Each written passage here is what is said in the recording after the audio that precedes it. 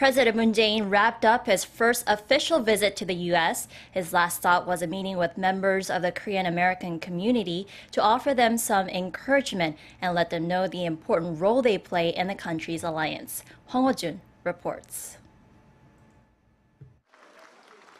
On his final day in Washington, D.C., and as his last official schedule, President Moon Jae-in hosted a meeting to communicate with and encourage the Korean residents in the U.S.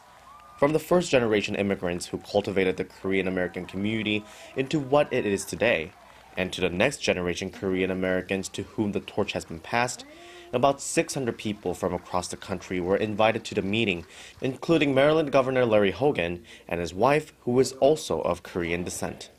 In the past, only influential figures and leaders of the city would have been invited to such event. This time, however, the invitation was extended to people from all cross-sections of the society, including women, the representatives of the younger generation, and Korean adoptees. A reception was also a part of the event where the visiting first couple were able to freely engage with the group.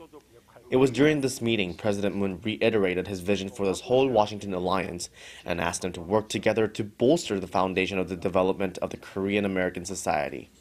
He also encouraged them by stressing how important of a role each of them is acting as a bridge connecting the two nations and reinforcing the alliance. After the 2-hour event with the Korean Americans, President Moon Jae-in and First Lady Kim Jong-suk headed to Andrews Air Force Base to fly back to Korea, marking the end of Moon's first official visit abroad. President Moon wrapped up his 4-day trip to the U.S. Capitol for his first bilateral summit with his U.S. counterpart, and the past few days granted him plenty of opportunities to assert the significance of the South Korea-U.S. alliance.